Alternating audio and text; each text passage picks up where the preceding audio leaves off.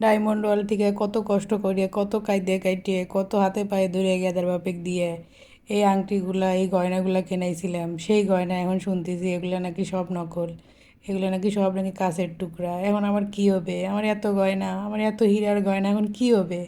আমার ভাগ্যে এখন কি আছে আল্লাহ? আমার এইসব দিয়ে মনে হচ্ছে আল্লাহ তুমি আমাকে তুলে নাও আল্লাহ। এখন তো এইসব আসল হীরা না, সব নকল হীরা, সব কাঁচের টুকরা।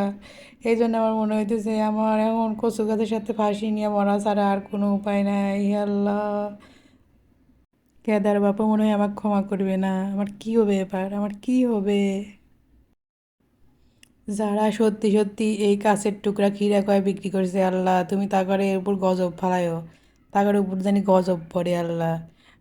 আমি সেই কথাই আবার কবের চাই যে আল্লাহর গজব পড়ুক আপনাদের উপর, আপনারা যা শুরু করে দিয়েছেন।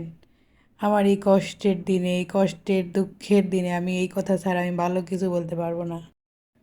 আমার কাছে এই হীরার টুকরা ছাড়া, এই হীরার আংটি ছাড়া, হীরার গয়না ছাড়া আমার কাছে দামি কিচ্ছু নাই। এই সব কাছের টুকরা প্রমাণিত হয় আমি একেবারে গরিব হয়ে গেলাম। আজকের থেকে আমি গরিব প্রো ম্যাক্স, রাস্তার ফকিরের মতো গরিব হয়ে গেলাম আমি।